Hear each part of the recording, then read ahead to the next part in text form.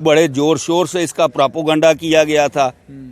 अब मेरे को बताएं, ये बीजेपी के ये वो नेता जिन्होंने ये कैंप लगवाए थे कि वो पैसे कहाँ गए और दूसरे वो कार्ड कहाँ गए, जो बड़ी जोर शोरों से आप हर बात पे ये कर दिया, हमारे पीएम साहब ने ये कर दिया, वो कर दिया, किया क्या?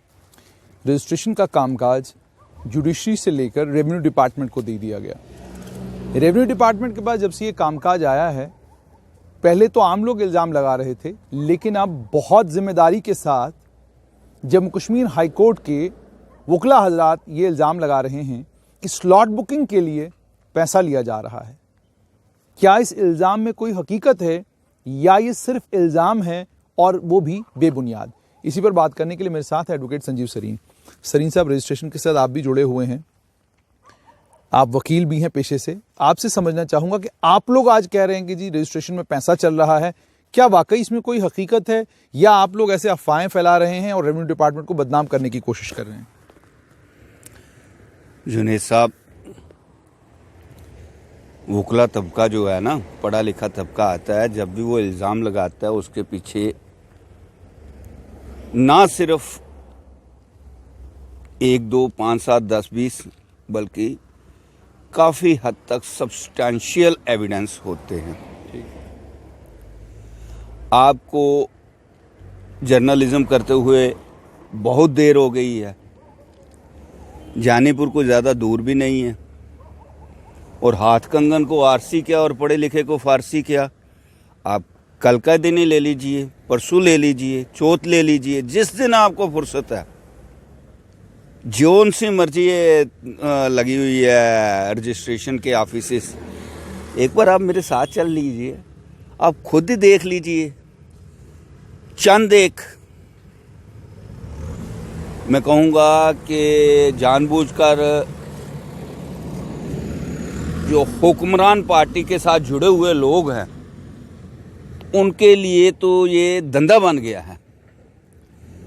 मैं आपके टीएसएल पे हमारे जलमेरिया साहब का भी इंटरव्यू देख रहा था, एडवोकेट जलमेरिया साहब का भी, और बाकी जगह भी मैंने देखा है। उन्होंने काफ़ी हद तक ऐसे इल्ज़ाम लगाए हैं और ऐसे इल्ज़ाम वाकई में सच है।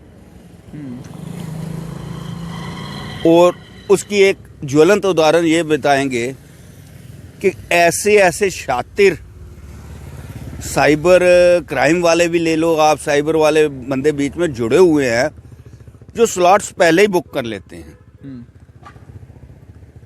फ्रिवलेस डॉक्यूमेंट की बेसिस पे, बाद में उसको एडजस्टमेंट करके वो स्लॉट्स बेचने शुरू कर देते हैं।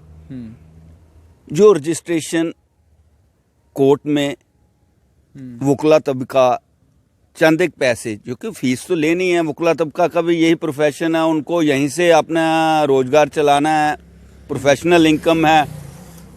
वो आजकल वकला तबका के पास आने के बजाय चंद एक दलालों एजेंटों की जेब में पैसे जा रहे हैं।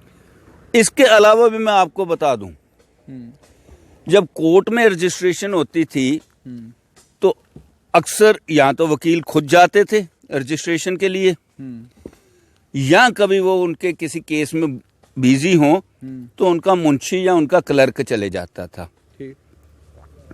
लेकिन आपको हैरानी होगी, अगर आप जानीपुर स्थित सब रजिस्ट्रार ऑफिस, जहाँ के 3 सब रजिस्ट्रार ऑफिस हैं, वहाँ जाएंगे, एक तो वहाँ को आपको सिस्टम ही नहीं समझ आएगा।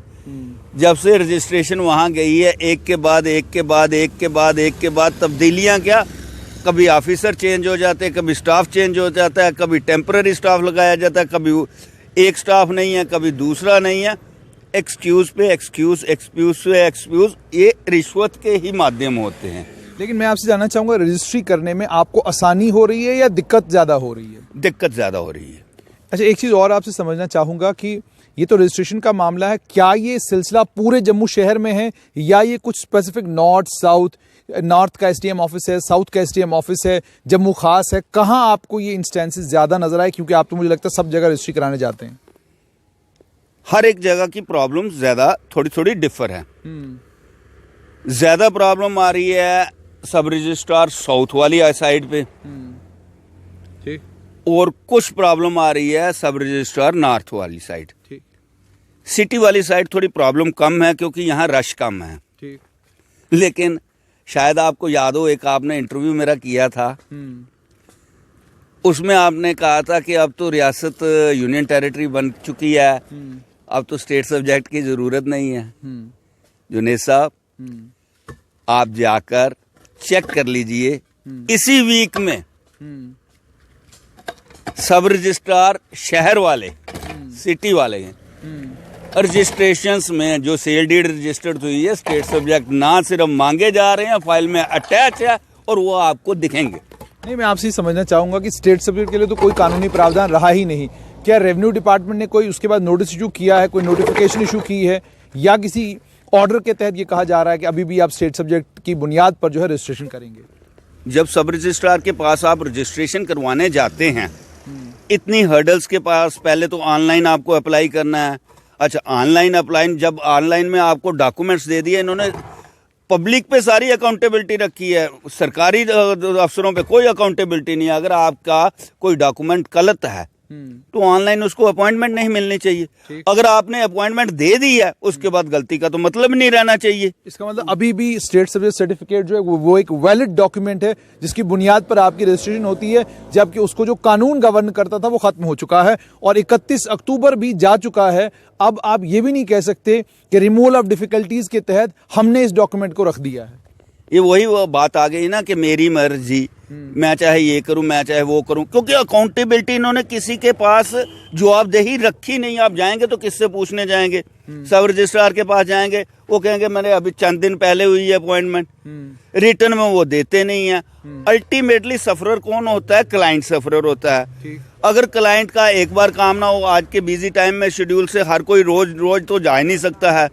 अच्छा, शेड्यूल स्लॉट्स जो हैं वो हमेशा कभी भी किसी भी तीनों सब रजिस्ट्रार ऑफिस में शेड्यूल टाइम पे रजिस्ट्री नहीं होती है। अगर आपको 2 बजे का स्लॉट मिला, 3 बजे का मिला या सुबह 11 बजे का मिला है, अपनी मर्जी से काम। कभी इनका नेट नहीं चलता तो ऑनलाइन करने का फायदा क्या है? आप 4G की प्रॉब्लम कहते हैं, 4G की प्रॉब्लम है, फिर ऑनलाइन करने की जरूरत क्या थी? ऑनलाइन करके इन्होंने रिश्वत को और बढ़ावा दिया है। डोमिसाइल की क्या पोजीशन है इस वक्त? क्या डोमिसाइल लोगों के अब आसानी से बन रहे हैं या अभी भी डोमिसाइल में लोगों को बनवाने में दिक्कत आ रही है, लंबी पेंडेंसी है? कितना वक्त इस वक्त भी लोगों को डोमिसाइल बनाने में लग रहा है? जुनेद साहब, आप तो हैरान हो जाएंगे जब आप देखेंगे जितने डोमिसाइल सर्टिफिकेट जम्मू व कश्मीर में जारी हुए हैं। कश्मीर की बात मैं नहीं करता क्योंकि वहां का हालात का मेरे को नहीं मालूम। जम्मू के जितने डोमिसाइल सर्टिफिकेट जारी हुए हैं, आपकी इंफॉर्मेशन के लिए बता दूं, आधे लोगों से 20 रुपए पर डोमिसाइल सर्टिफिकेट के हिसाब से फीस ली गई है और आधे से नहीं। आधे मीन्स मेरा ये होता है कि मे भी 45% हो, मतलब कुछ लोगों से ली गई है, कुछ से नहीं ली गई है। अगर ली गई है तो क्यों ली गई है? बाकियों को एग्जम्प्ट क्यों किया गया है? तो अगर नहीं ली गई है तो बाकी वो फिर क्या रिश्वत के तौर पे ली गई है? इस समय कितना समय लगता है डोमिसाइल बनाने में? इन्फ्लुएंशियल बंदे को 1 दिन में, जो नहीं इन्फ्लुएंशियल है, गरीब गुरबा है, जिसको एजेंट की सर्विसेज नहीं प्रोवाइडेड है, जिसका अफसर से जान पहचान नहीं है, उसके लिए 2-2, 2.5 महीने पहले अप्लाई किए हुए आज दिन तक नहीं मिले हुए हैं। अच्छा, मुझे ये बताइए, वेस्ट पाकिस्तान के रेफ्यूजीज हैं, वाल्मीकि हैं, गोरखे हैं और वो तमाम लोग दफा 35A की वजह से जिनको जम्मू कश्मीर की शहरियत हासिल नहीं थी, अब तो उनको शहरियत यहाँ की मिल चुकी है। क्या उनको डोमिसाइल आसानी से मिल रहे हैं? क्योंकि हमने देखा था कि वेस्ट पाकिस्तान रेफ्यूजी से हमारी बात हुई, उन्होंने कहा जी मुझे लगभग 2 महीने से ज़्यादा का समय हो चुका है, मुझे अभी तक डोमिसाइल नहीं मिला। क्या उनको आसानी से डोमिसाइल मिल रहे हैं या उन्हें अभी भी वाकई दिक्कत आ रही है? अभी भी उनसे 53 की 67 की वो जो है वोटर लिस्टें मांगी जा रही हैं? आपने अपने सवाल में ही जवाब दे दिया, वाकई में उनसे पुरानी वोटर लिस्ट मांगी जा रही है।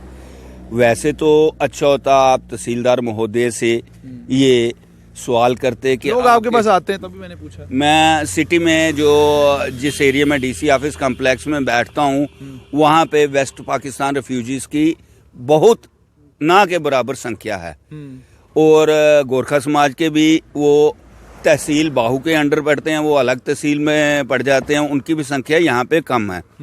यहाँ पे है कुछ बाहर से लोग आए हुए हैं, डोगरा हाल या रेशमगढ़ कॉलोनी, लेकिन वो अभी तक काफ़ी ज़्यादा सफरर हैं, उनको तंग किया जा रहा है। कि पुरानी वोटर लिस्ट लाई जाए। वोटर लिस्ट कहाँ से लानी है, गवर्नमेंट की तरफ से कोई स्पेसिफिकेशन नहीं है। कई लोग डीसी ऑफिस में वोटर लिस्ट लेने के लिए खज्जल हो रहे हैं, कई लोग म्यूनसिपल ऑफिस में जाते हैं, वहाँ पे भी खज्जल हो रहे हैं। कईयों को रेलवे स्टेशन में भेजा जा रहा है कि वहाँ रेलवे स्टेशन के पास पनामा चौक में ऑफिस है। मतलब गवर्नमेंट की कोई क्लियर गाइडलाइंस ही नहीं है किसी मुद्दे। जब सब कुछ ऑनलाइन है, अगर आपने वोटर कार्ड ऑनलाइन चढ़ाए हैं, ऑनलाइन वोटर लिस्ट क्यों नहीं इशू करते? उन बेचारे गरीब लोगों को 500-500 हज़ार रुपया रिश्वत देनी पड़ती है। हफ्ता 10-10 दिन सिर्फ वोटर लिस्ट निकलवाने के लिए लगता है।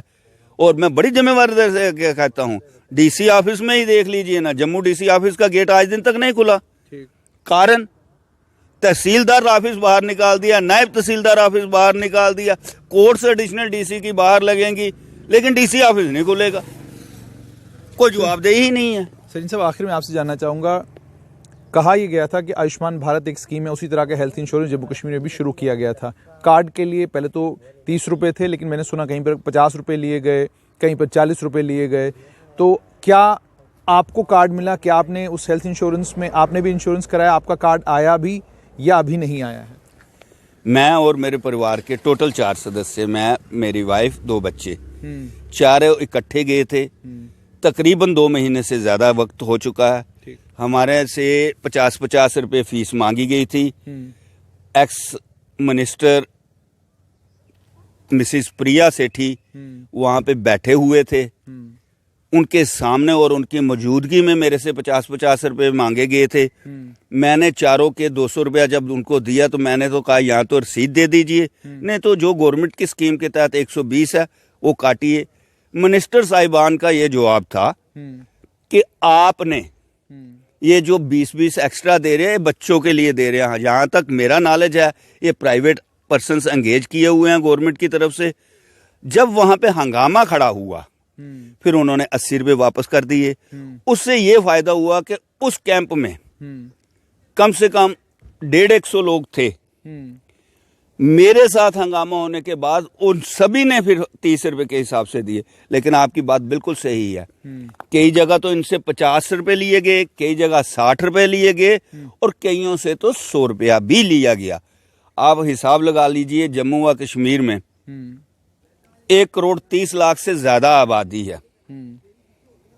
अगर 1 करोड़ लोगों से भी एक्सेसिव पैसा लिया गया हो, 50 लिए हों, 60 लिए हों, 100 लिए हों, एवरेज लगा लिया जाए 60 के हिसाब से ही 30 तो गवर्नमेंट के खाते में गए और 30 के हिसाब से करोड़ों का पैसा कहाँ गया?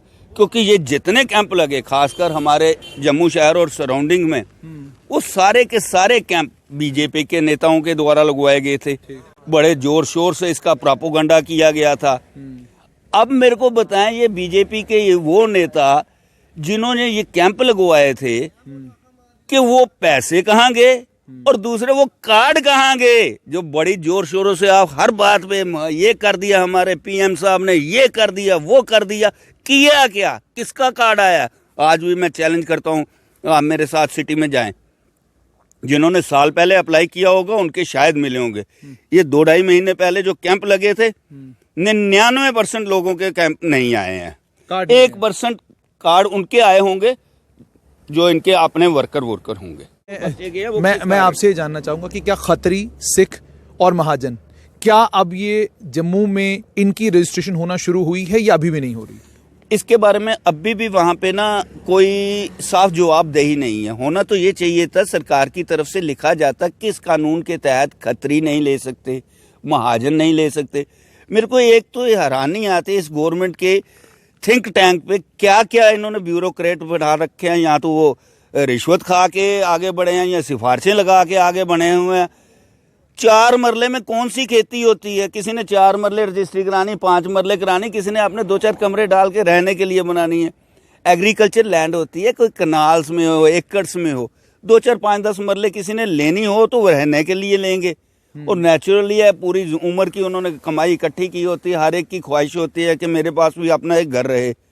लेकिन ऐसी बात नहीं है, गवर्नमेंट की तरफ से कोई क्लियर कट इंस्ट्रक्शंस नहीं है, ऑफिसर्स इस पे बात करने के लिए तैयार नहीं है।